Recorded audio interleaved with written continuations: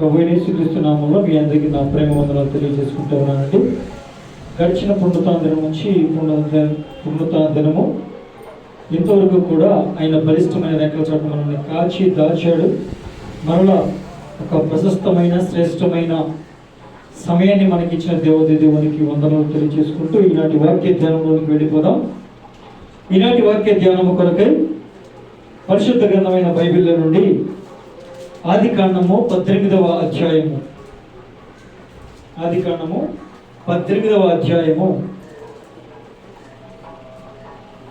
14వ వచనాన్ని చదివి ఇలాంటి ధ్యానాన్ని ప్రారంభిద్దాం. యెహోవాకు అసాధ్యమైనది ఏదైనా ఉన్నదా? దేవుడు ఈ వాక్యం ద్వారా మనతో మాట్లాడును గాక. ఆమేన్. హల్లెలూయా. మనం గమనిస్తే చాలా మందికి చాలా సందర్భాల్లో వారు శ్రమ పడుతూ ఉంటారు, వారు బాధపడుతూ ఉంటారు, వారు కన్నీటితో ఉంటారు, వేదనతో ఉంటారు, బాధతో ఉంటారు. వారు ఏ తప్పు చేయకపోయినా కూడా అనేక మార్లు అనేకుల చేత నిందింపబడుతూ ఉంటారు. వారి తరపున మాట్లాడే వాళ్ళు ఎవరూ లేరని ఇష్టం వచ్చినట్లుగా హింస పాలవుతూ ఉంటారు. అనేకుల చేత దోషపడిన వారిగా, అనేకుల చేత అన్యాయము చేయబడిన వారిగా ఉంటారు. మనం ఒకవేళ వారి దగ్గరికి వెళ్ళి, అమ్మా లేకపోతే అయ్యా మీరు ఇంత బాధలు పడుతున్నారు కదా, పోలే దేవుడు ఏదో ఒక రోజున మీ బాధలన్నీ తీసేస్తాడు, మీ కష్టాలన్నీ కూడా తీసేస్తాడు, మీకున్న శ్రమ శోధన ఇవన్నీ కూడా యేసయ్య ఖచ్చితంగా తీసేసి, మీరు ఇంతవరకు నిందన అనుభవించారు కదా, నిజానికి వాస్తవానికి ఆ పని మీరు చేయలేదు, లేకపోతే మీరు వారితో ఆ విధంగా ప్రవర్తించలేదు, వారితో ఆ విధంగా తప్పుగా మాట్లాడలేదు, కానీ మరి మీ మీద ఈ నింద వచ్చింది. మీరు ఆ పని చేయకపోయినా కూడా మీరు ఆ పని చేశారన్నట్లుగా మరి అందరూ కల్పించి మాట్లాడుతూ మిమ్మల్ని ఎంతో అవమానిస్తున్నారు. మీ తరపున మాట్లాడే వాళ్ళు ఎవరూ లేరని మిమ్మల్ని అన్యాయంగా అందరూ, మీకు ఏ విషయాలు సరిగ్గా తెలియవని అందరూ వారికి ఇష్టం వచ్చినట్లుగా వారు మీతో అవసరానికి తగ్గట్లుగా వారు ప్రవర్తిస్తూ చక్కగా మంచి మాటలు చెబుతూ మిమ్మల్ని అనేక రకాలుగా మోసం చేసి వాళ్ళు జీవిస్తూ ఉన్నారు అని, ఇంత జరిగినా కూడా మీరు ఏమాత్రమో నిరుత్సాహపడాల్సిన అవసరం లేదు. ఎందుకంటే మనము సేవిస్తున్న దేవుడు ఖచ్చితంగా మన నిందను, అవమానాన్ని, శ్రమను, శోధనను, వేదనను, అన్యాయానికి గురైన పరిస్థితిని అంతటినీ కూడా తీసివేసి ఖచ్చితంగా మనల్ని నిందకు ప్రతిగా రెట్టింపు ఘనత ఇస్తాడు. అంటే చాలా మంది ఏమనుకుంటారు తెలుసండి, ఎప్పటికి ఇస్తాడు, ఇది జరుగుతుందా, ఇది ఏమాత్రం జరగదు, ఎంత నిందల పాలవుతున్నాను, ఇంత అవమానానికి గురవుతున్నాను, ఎవరు కూడా నా పక్షాన మాట్లాడడం లేదు, నేను అన్యాయంగా వారితో ఇష్టం వచ్చినట్లుగా మాట అనిపించుకుంటున్నాను, నేను చేసిన తప్పేమీ లేనప్పటికీ వారు ఇష్టం వచ్చినట్లుగా నన్ను మాట్లాడుతూ ఉన్నారు, ఇష్టం వచ్చినట్లుగా నా మీద లేనిపోనివన్నీ కూడా పుట్టించి నన్ను అనేకుల దగ్గర తప్పుగా మాట్లాడుకోవడానికి అవకాశంగా వాళ్ళు నానా రకాలుగా ప్రచారం చేస్తూ ఉన్నారు. ఇంతవరకు చూడని దేవుడు ఇక చూస్తాడా? ఈ మాటలు నేను చాలాసార్లు విన్నానులే, మళ్ళీ ఏదో చెబుతున్నారు కానీ ఇది జరుగుతుందా అని చాలామంది అనుకుంటారు. అంతే కదండి. నిజానికి ఇక్కడ మనం చదువుకున్న మూలవాక్యంలో కూడా జరిగిన సందర్భం అదే. ఏమిటంటే అక్కడ ఒక ఆయన ఉన్నారు. ఆయన ఎవరంటే, ఒకప్పుడు ఆయన అన్యుడు, యేసు ప్రభు అంటే ఎవరో తెలియని వ్యక్తి. అయితే ఏదో ఒక పల్లెటూరులో వారు జీవనాన్ని సాగిస్తూ ఉండేవాళ్ళు. వాళ్ళు జీవన విధానం ఏమిటంటే, వాళ్ళు చేసే వ్యాపారం ఏంటంటే బొమ్మలు చేసుకుని అమ్ముకుంటూ ఉంటారు. అయితే వారికి వస్తున్న రాబడితో వాళ్ళకి చాలా తినడానికి కూడా కష్టంగానే జరుగుతూ ఉంటుంది. అయితే వాళ్ళ నాన్నగారు ఏం ఆలోచన చేశారంటే, నాన్న మనం ఉండేది మారుమూల పల్లెటూరు కదా, సరే ఈ పల్లెటూరులో మనం ఎంత సంపాదించినా కూడా మనకు తినడానికి మాత్రమే వస్తున్నాయి. ఒక్కొక్కసారి తినడానికి కూడా సరిగ్గా రావడం లేదు, బేరం సరిగ్గా లేకపోతే మనం ఒక పని చేద్దాం, ఎక్కడో దగ్గరలో ఉన్న పట్టణానికి వెళదాం. ఆ పట్టణానికి వెళ్ళి అక్కడ మనం చెరుకు పని చేసుకుంటే, తలకు పని చేసుకుంటే 4 చేతుల సంపాదించవచ్చు, చక్కగా అక్కడ బ్రతకొచ్చు అని ఆలోచన చేసి తన కుమారుల్ని తీసుకుని అలాగా పట్టణానికి బయలుదేరాడు. అయితే తను వస్తున్న మార్గ మధ్యంలో ఒక ప్రదేశంలో ఒక ఊరిలో మళ్ళా ఆగి తర్వాత వెళ్దామని అని కొంతకాలం తర్వాత వెళ్దామని ఆగాడు. అక్కడ ఆగినప్పుడు జరిగింది ఏంటంటే, తండ్రి చనిపోయాడు. అయ్యో, వాళ్ళ పరిస్థితి ఏంటంటే చిన్నప్పుడే తల్లి చనిపోయింది. సరే ఏదో ఒక రకంగా చిన్న వ్యాపారం చేసుకుంటూ నాన్న మమ్మల్ని ఇంతవరకు బ్రతికించాడు కదా, ఏదో పట్టణానికి వెళ్ళి చక్కగా బ్రతికిద్దాము, పిల్లల్ని మనం కూడా చక్కగా బ్రతుకుదాము, మన బ్రతుకులు పట్టణానికి వెళ్తే బాగుపడతాయని పట్టణానికి తీసుకువెళ్తూ మార్గ మధ్యంలోనే నాన్నగారు హఠాత్తుగా చనిపోయారు. అయితే అతని పరిస్థితి ఏమైందంటే చాలా దిక్కుతోచని పరిస్థితి అయిపోయింది. ఏమండి, దిక్కుతోచని పరిస్థితి అయిపోయిన ఆ పరిస్థితిలో సరే వెనక్కు తిరిగి ఊరు వెళ్దామంటే, ఎరా మీరందరూ కూడా ఊరు విడిచి వెళ్ళిపోయారుగా, ఇక్కడ మేము బ్రతకలేమో, పట్టణం వెళ్ళి బాగా బ్రతుకుదాము అని వెళ్ళిపోయారు, మార్గ మధ్యంలో మీ నాన్న చనిపోయేసరికి చేతగాని వాళ్ళగా వెనకొచ్చావా అని వాళ్ళు ఏమైనా అంటారేమోనని ఏం చేశారండి, వెనక్కి వెళ్ళడానికి ఇష్టపడలేదు. కొన్ని ముందుకు పట్టణానికి వెళ్ళి ఏదైనా చేసుకుందామంటే చిన్నవాడు తెలియతనం, తండ్రి కూడా లేడు, ఎవరు పెద్దలు ఎవరు లేరు, ఏమీ తోచని ఆ పరిస్థితుల్లో ఎటు తోచక అక్కడే ఉండిపోయాడండి. అక్కడే ఉండిపోతే తను చేసే వ్యాపారం ఏమిటంటే బొమ్మల్ని దేవుళ్ళుగా చేస్తూ, లేదా దేవుళ్ళు అనబడిన వారికి ఏదో ఒక రూపంలో వాళ్ళు అనుసరిస్తూ ఉంటారు కాబట్టి ఆ రూపంలో ఆ బొమ్మల్ని తయారు చేసి ఆ బొమ్మల్ని దేవుళ్ళు బొమ్మలమ్మా దేవుళ్ళు బొమ్మలు నమ్ముకుంటూ ఆ ఊరంతా తిరిగి ఆ రోజు ఏదైనా చక్కగా వ్యాపారం జరిగి వచ్చిన అమ్మిన ఆ వస్తువుల డబ్బులతో వచ్చిన రాబడితో వాళ్ళు తింటూ బ్రతికేవారు. గమనించండి ప్రియమైన దేవుని బిడ్డలారా, మరి ఇప్పుడు పట్టణం వెళ్దామంటే తెలియదు, వెనక్కి ఊరు వెళ్దామంటే ఏం జరుగుతుందో తెలియదు. ఊర్లో వాళ్ళందరూ కూడా ఎలాంటి మాటలు సూటిపోటి మాటలు మాట్లాడతారో ఆ తెలియని పరిస్థితి, దిక్కుతోచని పరిస్థితిలో ఉన్నారు. అయితే అతను దేవుళ్ళు అని బొమ్మలు చేసి అమ్ముతున్నాడు కదా, వాళ్ళలో ఎవరు కూడా అతనితో ఎప్పుడు మాట్లాడినా దాఖలాలు కూడా లేవు. అయితే గమనించండి, ఎక్కడి నుంచో ఒక స్వరం తనను పేరు పెట్టి పిలుస్తుంది. దేవునికి మహిమ కలుగును గాక. హల్లెలూయా, హల్లెలూయా. సరే, పేరు పెట్టి పిలుస్తుంది. ఎవరా అని కళ్ళు తెరిచి చూస్తే చుట్టుపక్కల ఎవరు కనిపించడం లేదు, స్వరము మాత్రమే వినిపిస్తుంది. సరే, నీవెవరువయ్యా అని అడిగితే, నేను ఈ సృష్టిని చేసిన సృష్టికర్తను, నేనే దేవుణ్ణి అని చెప్పాడు. మరి నువ్వు నాకు కనిపించవా అని అడిగితే, నేను ఆత్మను నాయన, ఆత్మను కనుక నేను నీకు ఏ రూపంలోనూ కనిపించను. ఎందుకంటే ఇప్పటికే నీవు ఏం చేస్తున్నావు, ఫలానా దేవుడు ఈ రూపంలో ఉంటున్నారు, ఫలానా దేవత ఆ రూపంలో ఉంటుంది అని ఇప్పటికే వాడి రూపాలను చేసి నువ్వు అమ్ముకుంటూ జీవనాన్ని సాగిస్తున్నావు. ఇప్పుడు నేను గనక ఈ స్వరంతో మాట్లాడిన నన్ను చూస్తే ఖచ్చితంగా నీవు కూడా నా రూపంలో బొమ్మను తయారు చేసి నాతో మాట్లాడిన దేవుడు అని, ఇదిగో నిజమైన దేవుడు, మాట్లాడిన దేవుడు అని ఆ బొమ్మను తయారు చేసి అమ్ముతావు. అప్పుడు ఆ బొమ్మలకి నా బొమ్మకి తేడా లేకుండా పోతుంది. కాబట్టి నేను నీకు కనిపించను, కానీ ఇదిగో నేను నిన్ను చక్కగా ఆశీర్వదిస్తాను, అనేక జనాలుగా నిన్ను నేను మారుస్తాను. చూడు, ఇలా బయటికి రా, చూడు ఈ ఆకాశ నక్షత్రాన్ని చూడు, ఈ ఆకాశ నక్షత్రాన్ని నువ్వు లెక్కించగలగలవా? అయ్యా, ఆకాశ నక్షత్రాన్ని నేను లెక్కించలేను. అవునా? పోనీ సముద్రం దగ్గరికి వెళ్ళి ఇసుక రేణువులను లెక్కిస్తావా?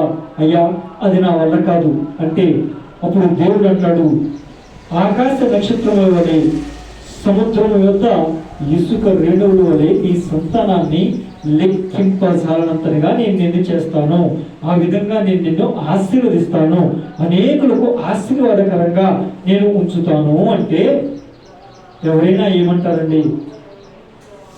మనిషి కనిపించకుండా మాట మాత్రమే వినిపిస్తే ఎవరైనా నమ్ముతారా? గమనించండి, ఎవరైనా నమ్ముతారా? నమ్మరు. కానీ ఆ వ్యక్తి ఏం చేశాడంటే, సరేలే నమ్మితే ఏం పోయింది, సరే నమ్ముదాము అని నమ్మాడు.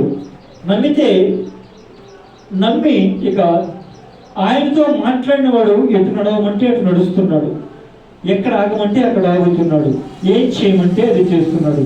గమనించండి, ఈ విధంగా దేవుని మాట వింటూ వస్తుంటే ఇక ఎంతకాలం అయిందంటే చాలా కాలం గడిచింది. దేవుడు కనిపించి, ఇదిగో నీ సంతానాన్ని ఈ విధంగా ఎవరు లెక్కింపలేనంత గొప్ప జనాంగంగా చేస్తాను అని చెబితే, అప్పటికి చెప్పినప్పుడు 75 సంవత్సరాలు ఆ వ్యక్తికి.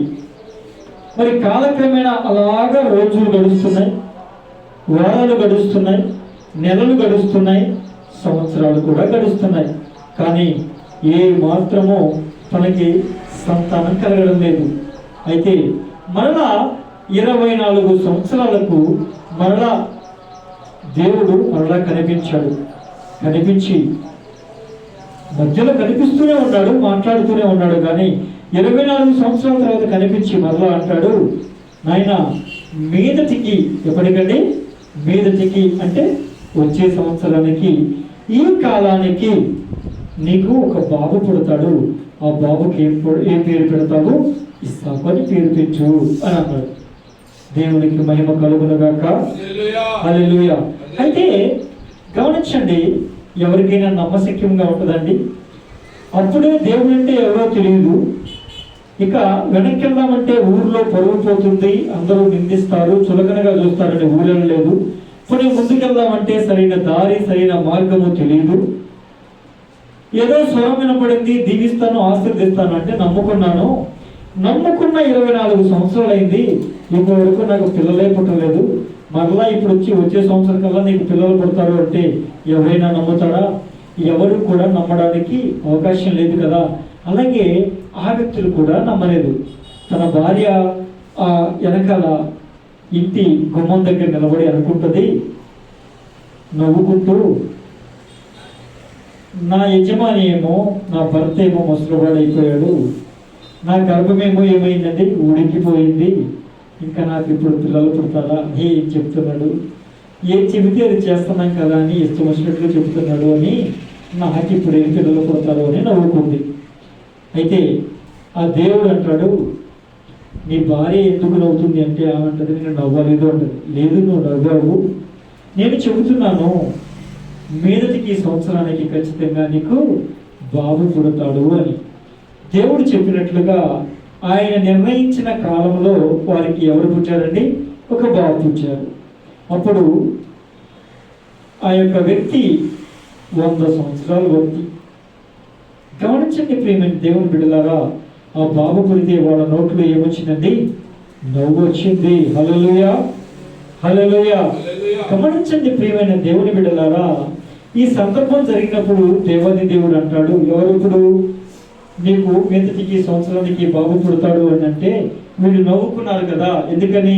నాకేమో గర్భం ఉడికిపోయింది, ఈ గర్భంలో ఇక పిండము నిలబడలేదు, అలాగా ఉడికిపోయి ముసలిదాన్ని అయిపోయాను, స్త్రీ ధర్మం నాకు తప్పిపోయింది, నా భర్త చూస్తే చాలా ముసలివాడు అయిపోయాడు, ఇంకా ఈ వయసులో మాకు పిల్లలు పుట్టారు, ఏదో పిల్లలు పుడతారని మమ్మల్ని ఓదార్చడానికి చెబుతున్నాడులే అని నవ్వుకున్నారు.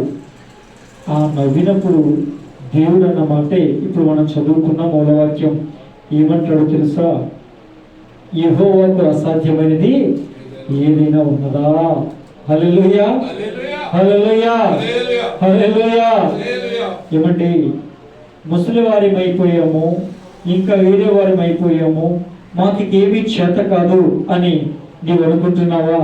నీవు అనుకోవద్దు. చూడు, దేవునికి అసాధ్యమైనది ఏది కూడా లేదు. వీళ్ళు అనుకున్నారు నా గర్భం ఉడికిపోయింది, స్త్రీ ధర్మం నిలిచిపోయింది అని. కానీ దేవుడు ఆ స్త్రీ ధర్మం నిలిచిపోయిన వ్యక్తుల నుంచి, గర్భం ఉడికిపోయిన వ్యక్తుల నుంచి, నా భర్త ముసలివాడైపోయాడు అనుకున్న వ్యక్తి ద్వారానే వీరికి నోటి నిండా ఉండేలాగా దేవుడు వారి గర్భాన్ని తెరిచి ఒక కుమారుని కూడా కనడానికి శక్తిని, బలమును, ఆరోగ్యమును, ఆయుష్ని ఇచ్చాడు. హల్లెలూయా, హల్లెలూయా. గమనించండి, మనం అనుకుంటాము మన నింద ఇకపోతుందా? ఏమంటే నేను ఎటు వెళ్ళినా నాకు నిందే, ఎటు వెళ్ళినా నాకు అవమానమే, ఎటు వెళ్ళినా నన్ను చిన్న చూపు చూస్తున్నారు. అరే నేను వెళ్తే నలుగురు లేచి వెళ్ళిపోతున్నారు, నన్ను చాలా అంటరాని దానిలాగా చూస్తున్నారు. ఎవరు? ఒకప్పుడు నాతో చక్కగా మాట్లాడిన వారే, ఒకప్పుడు నన్ను చాలా చక్కగా పలకరించిన వారే. అరే నా ఇంటికి ఎవరైనా దగ్గరకు వచ్చినప్పుడు, వాళ్ళు నా దగ్గరకు వస్తున్నప్పుడు భయంగా వస్తున్నారు. ఎందుకంటే నేనేమైనా వారిని చేస్తానేమో అని, లేకపోతే నేనేమైనా వారిని, నా ద్వారా వాళ్ళకి ఏమైనా ప్రమాదం జరుగుతుందేమో అని, నా ద్వారా వాళ్ళకి ఏమైనా హాని జరుగుతుందేమోనని వారు చూస్తున్నారు అని ఎంతో మానసిక వేదన. ఇక దేవుడు నాకు ఈ నిందను తొలగించడు అని నీవు విసుగు చెందిపోయావేమో. ఎన్నో వాళ్ళు నీకున్న బలహీనతను బట్టి,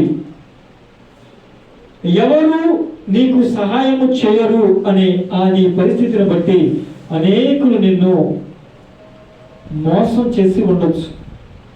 నీ ద్వారా వాళ్ళు లాభాన్ని పొంది ఉండొచ్చు, నీకు ఎంతో న్యాయం జరిగి ఉండొచ్చు. అయితే నీవు అనుకుంటున్నావేమో, ఈ దినాన ఇక నాకు న్యాయము జరగదు, నా పక్షాన మాట్లాడేవాడు ఎవరు లేరు, నా పక్షాన వ్యాజ్యమాడేవారు ఎవరు లేరు, నా నిందలు పోవు, ఇక నా బతుకంతా కూడా ఇక ఇంతే, ఇక ఈ బతుకడం కన్నా చనిపోవడం మేలని నీవు అనుకుంటున్నావేమో. నా ప్రియమైనటువంటి దేవుని ప్రజలారా, దేవుని బిడ్డ, నీవు నీ అంతటా నీవు చనిపోవడానికి కాదు. ఆయన నిర్ణయ కాలం వచ్చినప్పుడు ఆ ఇద్దరు వ్యక్తులకు, అబ్రహాముకు శారమ్మకు ఏ విధముగానైతే వారి గర్భాన్ని తెరిచి పిల్లలను కనాలంటే ఎంత శక్తి కావాలండి? ఏమండి, గర్భంలో నుంచి ఒక బిడ్డకు జన్మనివ్వాలి అంటే ఎంత శక్తి కావాలి, ఎంత బలము కావాలి? ఏమండి, ఆ కడుపులో నుంచి బిడ్డ బయటకు వచ్చినప్పుడు ఎంత బాధ, ఎంత వేదన కలుగుతుంది. అవన్నీ తట్టుకోవడానికి ఆ నిండు వృద్ధాప్యంలో ఉన్నటువంటి శారమ్మకు శక్తినిచ్చిన వాడు నీ నిందను, నీ అవమానాన్ని, నీ అన్యాయపు స్థితిని దేవుడు చూడలేదని నీవు అనుకుంటున్నావా? ఖచ్చితంగా దేవుడు చూస్తున్నాడు. హల్లెలూయా, హల్లెలూయా. చూడండి, ఇదిగో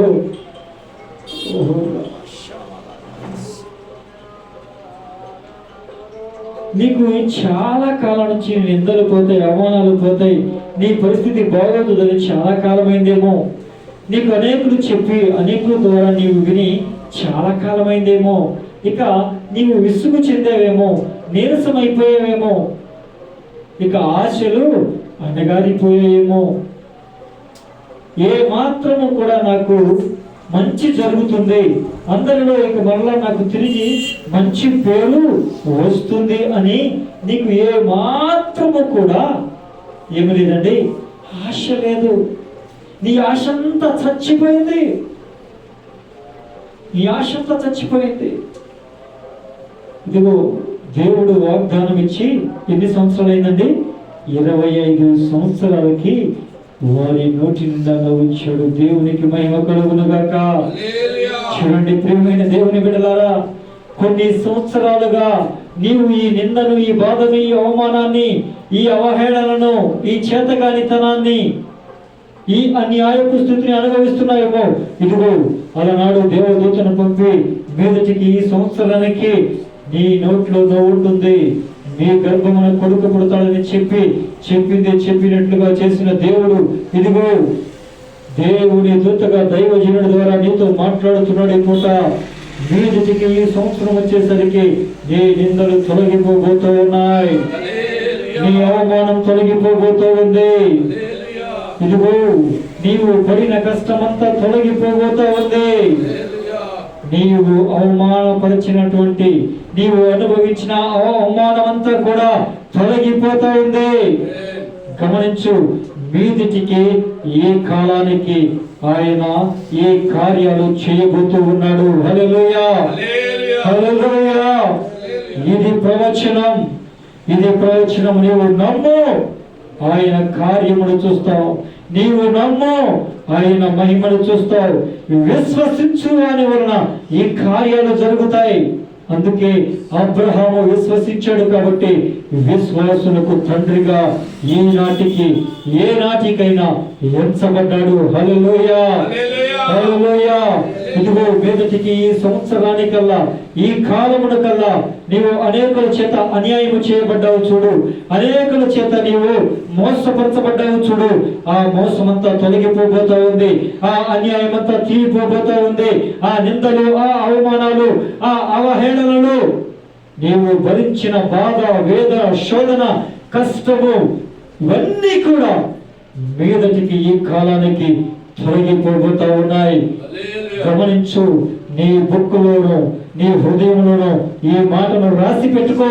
మీదటికి ఈ కాలానికి ఖచ్చితంగా ఈ ప్రవచనం నెరవేర్చబడబోతా ఉంది. హల్లెలూయా, హల్లెలూయా. బాధపడుతున్న ప్రియమైనటువంటి దేవుని బిడ్డలారా, కృంగిపోవద్దు. ప్రియమైన దేవుని బిడ్డ,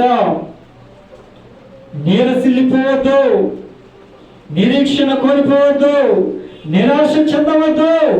ఖచ్చితంగా దేవుడు ఆయన నిర్ణయించిన కాలములో నిన్ను హెచ్చించబోతూ ఉన్నాడు. హల్లెలూయా, హల్లెలూయా, హల్లెలూయా. గమనించండి ప్రియమైనటువంటి దేవుని బిడ్డలారా, ఇర్మియా గ్రంథము కూడా ఒక్కసారి చదువుతాం. ఇర్మియా గ్రంథము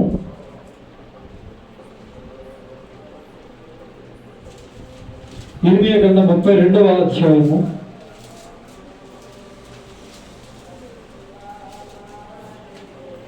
ఇర్మియా గ్రంథం 32:27.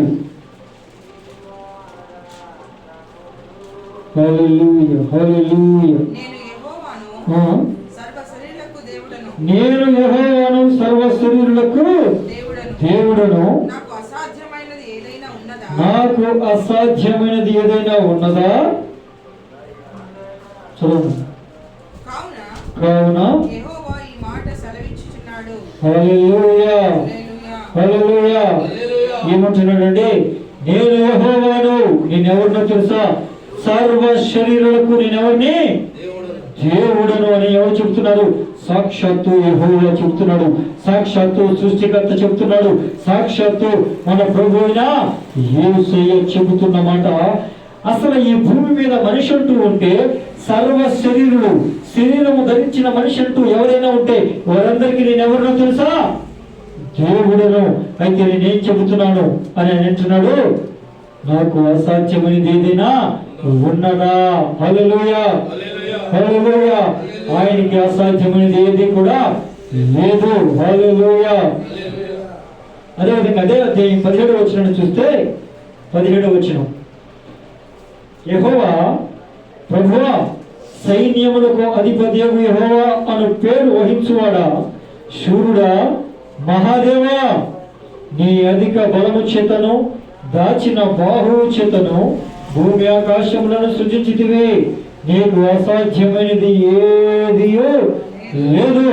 నీవు వేల మందికి కృప చూపుచు అని అక్కడ రాస్తూ ఉంటాడు. ఆయన ఎవడండి?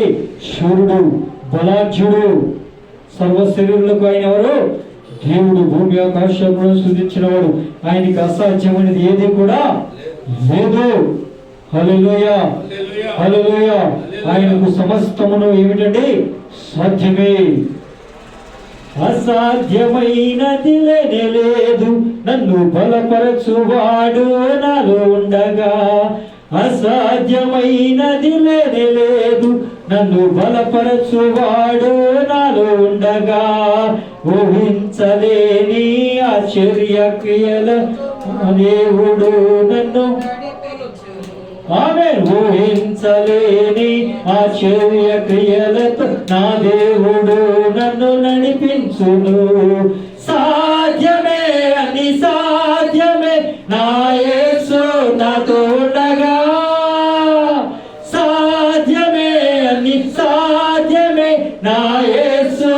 నాతో ఉండగా పడదాం.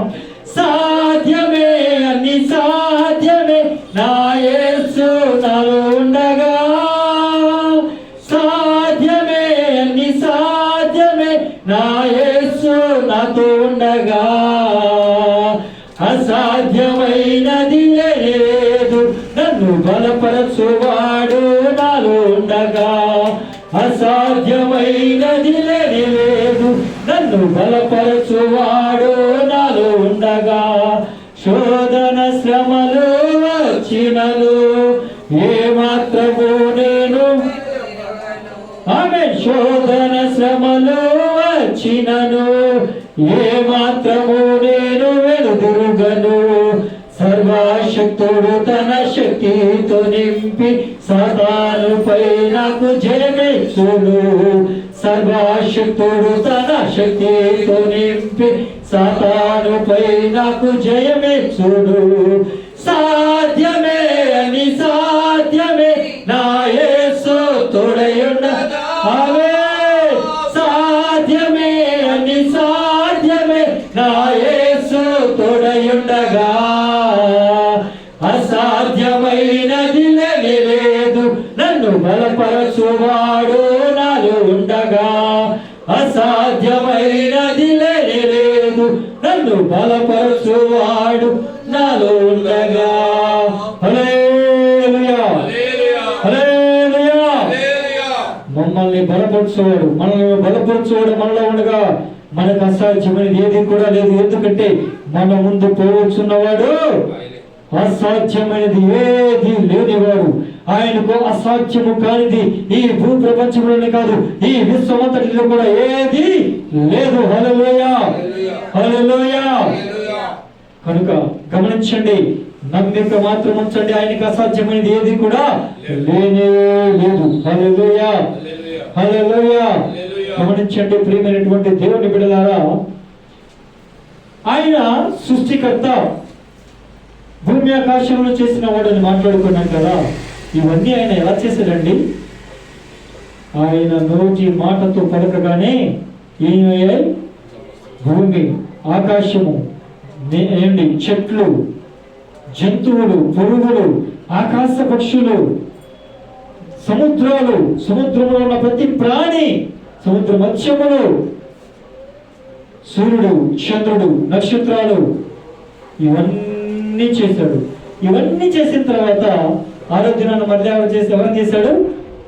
మనుషులను చేశాడు. హల్లెలూయా హల్లెలూయా. ఎలా చేశాడండి మనిషిని? మనందరికీ తెలుసు కదా. ఒక మట్టిని తన స్వరూపంలో తన ఆకారంలో చేసుకుని దానిలోకి ఏములేడు అన్నడంతే.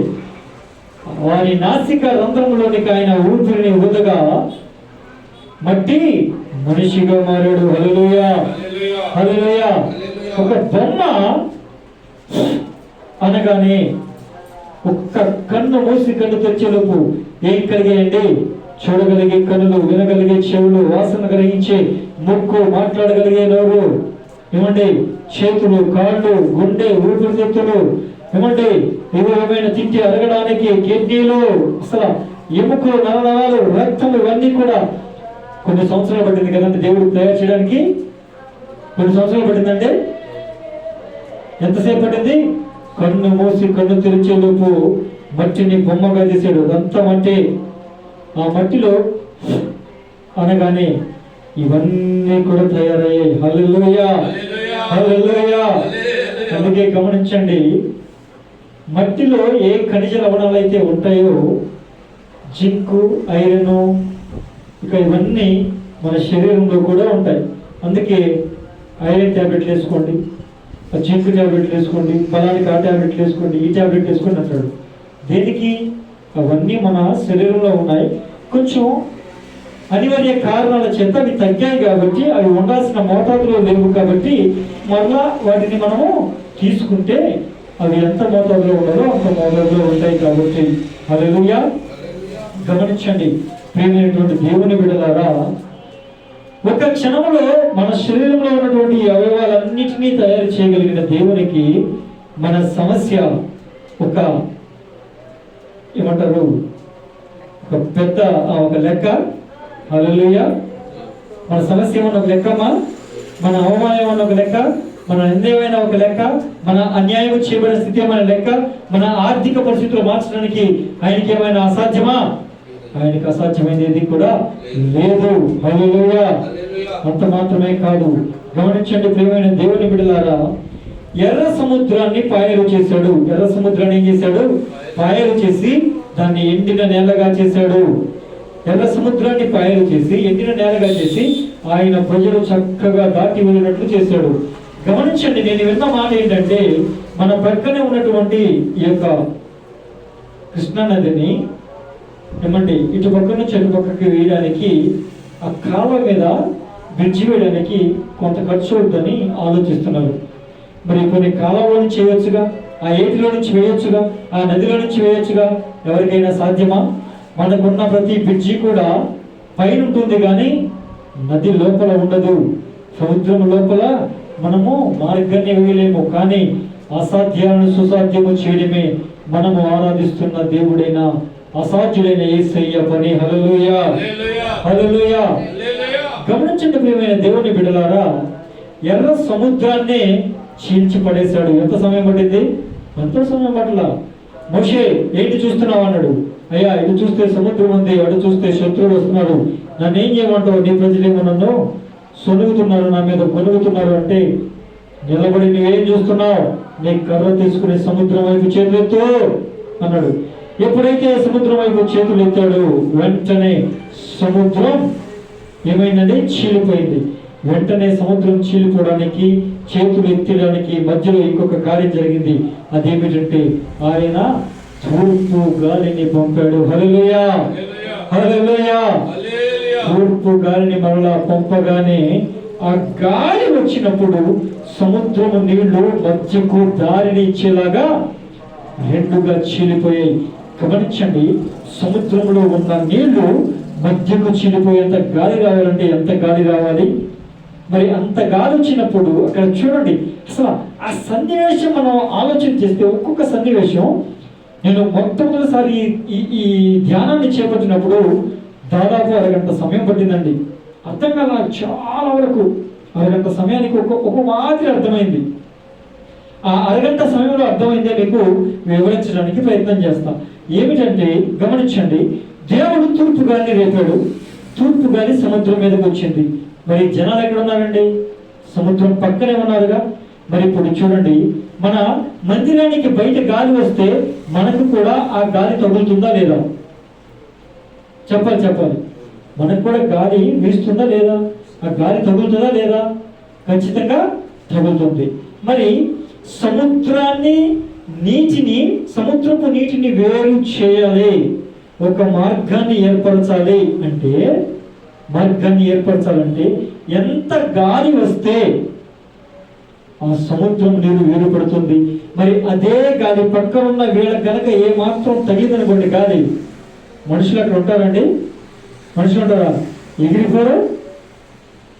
అంత సముద్రమే నీరే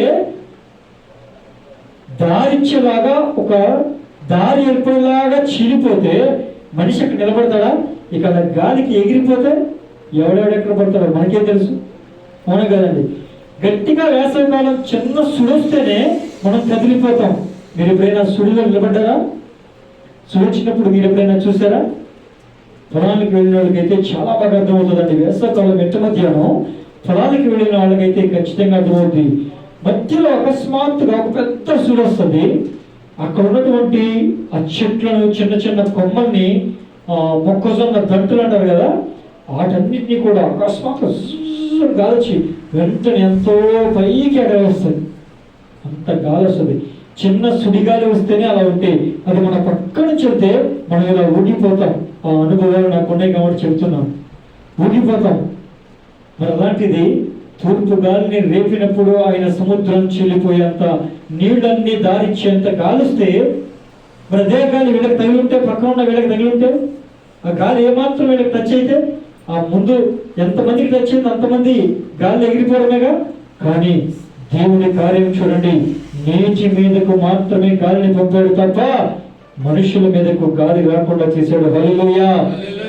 అది ఎవరికైనా సాధ్యమా అండి? అది దేవునికి తప్ప మనిషిగా ఎవరికి సాధ్యము కాని విషయం. ఏ మాత్రం గాలి తగిలినా, ఒకవేళ బలాఢ్యుడు కానీ బరువులు ఎత్తుకున్న వాళ్ళు కానీ కొంచెం ఉండగలిగితే, మరి చిన్నపిల్లలు, ముసలి వాళ్ళు, ఏ బరువులు పట్టుకునే వాళ్ళు ఎగిరిపోవడమేగా. చూసారా, ఆ గాలి వీరి మీదకి రాకుండా ఆపాడు. హల్లెలూయా, హల్లెలూయా. అంత మాత్రమే కాదు, నీరు ఆ విధంగా నిలిచిపోవాలి అంటే ఆ గాలి ఆ విధంగా ఏమవ్వాలి, వస్తూనే ఉండాలి. లేదు గాలిని ఆపాడు అంటే ఆ నీరు అక్కడ అలాగే ఉండాలి. అటు పైనుంచి ప్రవాహం, సముద్రం అంటే నీరు కదులుతూనే ఉంటుంది, అటు నుంచి వస్తుంది, ఇటు నుంచి వస్తుంది. కానీ ఆ రెండు పక్కల ఒక గోడలాగా ఉండిపోవాలి అంటే దేవుడు ఎంత అద్భుత కార్యం చేయాలి. ఏ మాత్రం గోడకు చిల్లుబడినట్లుగా కానీ ఆ నీళ్లు ఏ మాత్రం మీదకు వస్తే వీళ్ళు మధ్య సముద్రంలోకి వచ్చినప్పుడు మునిగిపోతారా లేదా, చనిపోతారా లేదా? కానీ అది జరిగిందా? జరగల. తన ప్రజలను ఆయన చక్కగా ఆరిన నేల మీద దాటించాడు. హల్లెలూయా, హల్లెలూయా. గమనించండి ప్రియమైనటువంటి దేవుని బిడ్డలారా, ఇక్కడ అదే సముద్రంలో శత్రు సేన అంతా కూడా వచ్చింది. అదే వాళ్ళు నడుచుకుంటూ దాటుకుంటూ వెళ్ళిపోతే లేదు, కానీ మనము గుర్రాలు, రథాలు వేసుకుని వెళ్తే మనకి మాత్రం మనం కూడా వెళ్ళిపోదాం, రండి వాళ్ళని ఎలాగైనా మళ్ళా చంపేద్దాము, తీసుకొచ్చేద్దామని వీళ్ళు సముద్రంలోకి వచ్చారు. దేవుడు ఏం చేశాడు? అడ్డుగా పెట్టిన అడ్డును ఒక్కసారిగా తొలగించాడు. గమనించండి, ఏదైనా ఒక నది దగ్గర, కృష్ణానది కానీ గోదావరి నది కానీ, ఏదైనా బ్యారేజీ దగ్గర ఒక్కసారిగా కొన్ని గేట్లు ఎత్తామనుకోండి, ఒక్కసారిగా గేట్లు ఎత్తితే ఎంత ఫోర్స్గా వస్తుందండి. నాగార్జున సాగర్ కానీ, మన ఇక్కడ ప్రకాశం బ్యారేజీ కానీ ఒక్కసారి గేట్లు ఎత్తిస్తే ఎంత ఫోర్స్గా వాటర్ వస్తుంది. మన గేట్లు వేస్తున్నప్పుడు కింద ఉన్నామనుకోండి, మనం కింద ఉండగానే గేట్లు ఎత్తారనుకోండి, ఆ వచ్చిన వాటర్ ఫోర్స్కి, ఆ ధాటికి మనం ఎక్కడ ఉంటామో మనకే తెలియదు. ఆ విధంగా ఆ యొక్క గేట్లు ఎత్తేసాడు దేవుడు. ఒక్కసారిగా అటు నుంచి ఇటు నుంచి సముద్రం ఇలా వచ్చేసి వాళ్ళ మీద పడింది. తప్పించుకోవడానికి కూడా అవకాశము లేకుండా పోయింది. హల్లెలూయా, హల్లెలూయా. అందుకే ఒక వాక్యం సెలవిస్తా ఉన్నాడు, నేను ద్వారాలు తెరిస్తే దానిని మూయగలవాడు ఎవడు, నేను మూస్తే దానిని తెరవగలవాడు ఎవడు. ఆయన ద్వారము తెరిచాడు, సముద్రాన్ని తెరిచాడు. ఆయన ప్రజలను నెమ్మదిగా చక్కగా సముద్రాన్ని దాటించాడు. శత్రుసేన ఆ సముద్రంలో జల్లోకి రాగానే ఆయన ద్వారాన్ని మూసాడు, వాళ్ళందరూ కూడా చచ్చిపోయారు. గమనించండి ప్రియమైన దేవుని బిడ్డలారా, ఇదంతా కూడా రెప్పపాటులో జరిగిన విషయాలు. ద్వారము తెరవబడింది రెప్పపాటులోనే. శత్రుసేన వచ్చిన తర్వాత ద్వారము మూయబడింది కూడా రెప్పపాటులోనే. ఏం జరుగుతుంది అని ఒక్కసారి అనుకునే లోపే మొత్తం అంతా మునిగి చనిపోయారు. గమనించండి, అలాంటి అసాధ్యాలను, అద్భుతాలను చేయగల దేవుణ్ణి ఆరాధిస్తున్న మనం, మన సమస్య, మన కష్టం, మన ఆర్థిక పరిస్థితులన్నీ కూడా తారుమారు చేయడానికి దేవునికి ఒక్క క్షణము చాలు. హల్లెలూయా, హల్లెలూయా. అయితే ఆయన నిర్ణయించిన కాలం వరకు మనల్ని ఆ విధంగా శోధనలకు, శ్రమలకు ఆయన పరీక్షిస్తూ ఉంటాడు. హల్లెలూయా, హల్లెలూయా. గమనించండి ప్రియమైనటువంటి దేవుని బిడ్డలారా, మారా నీటిని మధురముగా మార్చిన దేవుడు. మారా అంటే చేదు. మన చేదు అనుభవం, మన నిందలు, మన అవమానాలు, మన బాధలు అన్నీ కూడా మారా లాంటివి. అవి త్రాగడానికి చేదు నీళ్ళు మనం త్రాగలమా అండి? త్రాగలేము. కానీ అలాంటి చేదు నీటిని మధుర జలముగా మార్చిన దేవుడు మనకున్నటువంటి ఈ శ్రమను, ఈ శోధనను, ఈ నిందను, ఈ అవమానమును, ఈ అన్యాయపు స్థితిని, ఈ ఆర్థిక పరిస్థితులన్నిటినీ కూడా ఖచ్చితంగా మధురముగా మార్చగలడు. హల్లెలూయా. ఆ మారాలాంటి పరిస్థితులన్నీ కూడా మధురముగా మార్చగలడు, అనేకులకు ఆశీర్వాదకరంగా ఉంచగలడు.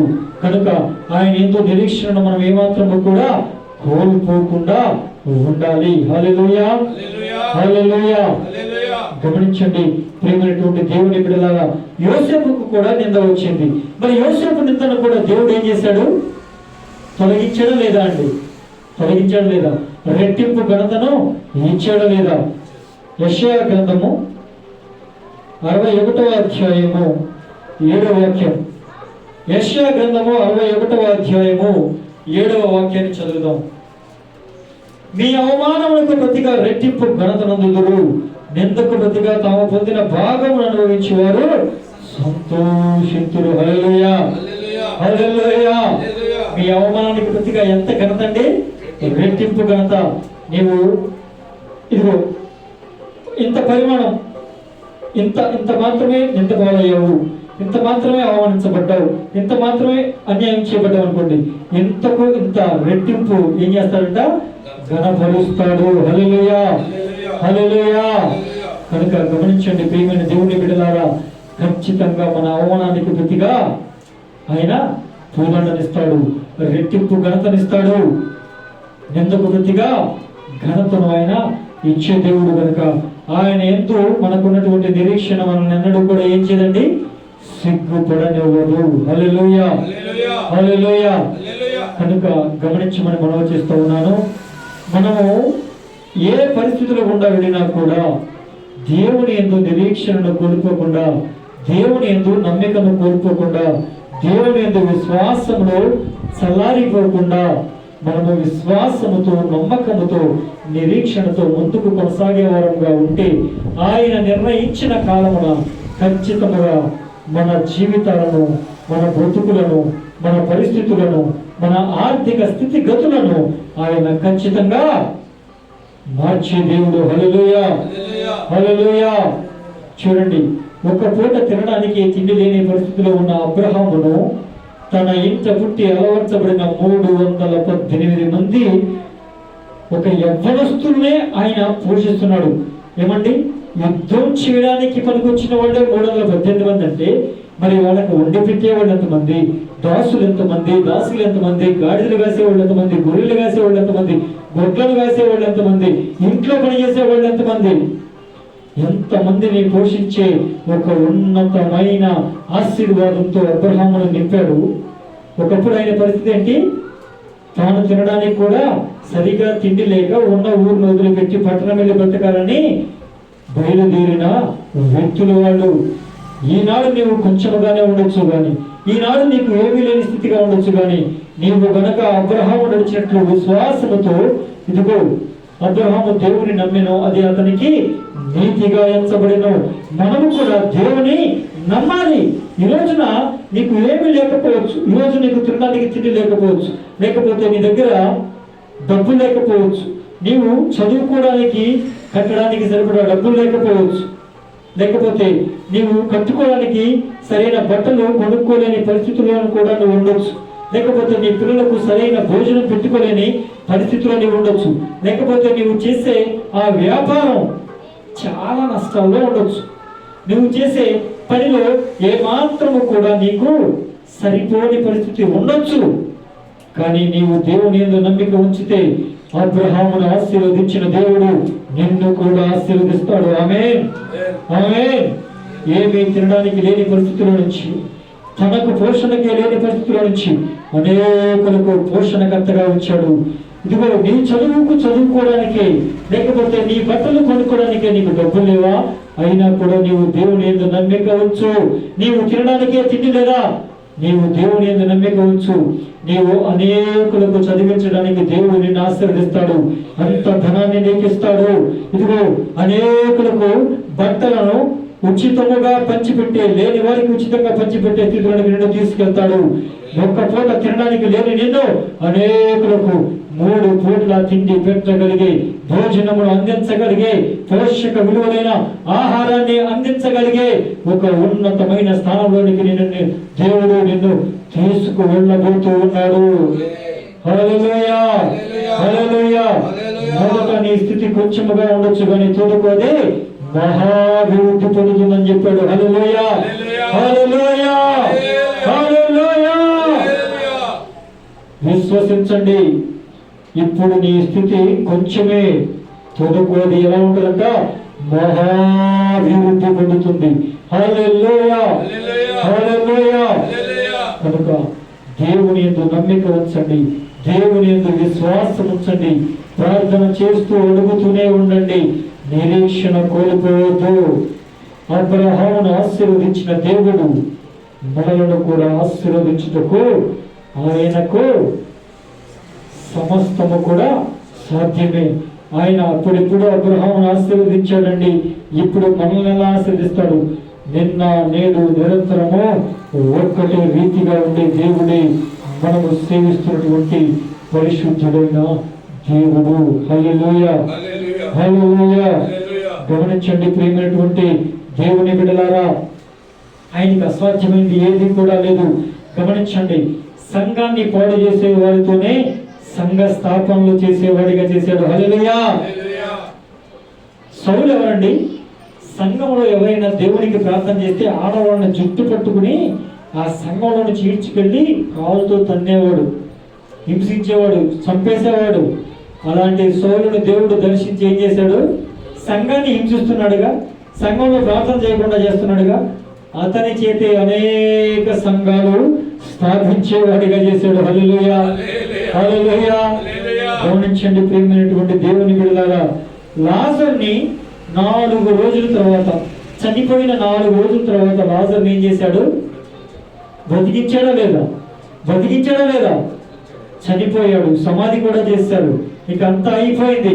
సమాధి చేయకముందు ఏమన్నా యేసుప్రభు వస్తే కార్యం జరుగుతుందేమో అనుకున్నారు, కానీ సమాధిలో పెట్టిన తర్వాత కూడా 4 రోజుల తర్వాత దేవుడు ఏం చేశాడు? అద్భుతం చేసి దేవుడు లాజరును బ్రతికించాడు. గమనించండి, నీ ఆశ, నీ పరిస్థితి, నీ స్థితిగతి, నీ జీవితం ఇక అయిపోయింది. నా పరిస్థితి ఇంతే, ఇక నేను ఓడిపోయాను, నా పరిస్థితి ఇంతే, ఇక ఎవరు కూడా నన్ను బాగు చేయలేరు, సమాధి చేయబడిన స్థితిలాగా నా పరిస్థితి అయిపోయింది అనుకుంటే, సమాధిలో నుండి నీ ప్రాణములు విమోచించి ఉన్నానని చెప్పిన దేవుడు ఖచ్చితంగా ఇదిగో సమాధిలో నుండి 4 రోజుల తర్వాత లాజరును లేపిన దేవుడు నీ ఆశలు సమాధి అయిపోయిన స్థితిలో నుంచి, నీ బ్రతుకు మీద ఇక ఏమాత్రము కూడా ఆశ చిగురిస్తుంది అన్న ఆ పరిస్థితిలో నుంచి దేవుడు నిన్ను కూడా లేపబోతా ఉన్నాడు. నమ్ము, ఖచ్చితంగా విశ్వసించు. దేవుడు నీ జీవితంలో గొప్ప అద్భుత ఆశ్చర్య కార్యాలు చేస్తాడు. అబ్రహామును ఆశీర్వదించినట్లు దేవుడు ఈ వాక్యమును విని విశ్వసించిన ప్రతి ఒక్కరిని అబ్రహామును ఆశీర్వదించినట్లుగా అనేకులను, విశ్వసించిన ప్రతి ఒక్కరిని అనేకులకు ఆశీర్వాదకరముగా ఆయన దీవించి ఆశీర్వదించును గాక. ఆమేన్. నమ్మిన వాని వలన ఈ కార్యములు జరుగుతాయి. హల్లెలూయా. నమ్మిన వాడు ఆయన మహిమను ఖచ్చితంగా పొందుకుంటాడు. హల్లెలూయా, హల్లెలూయా. ప్రార్థన చేసుకుందామండి, ప్రార్థన చేసుకుందాం.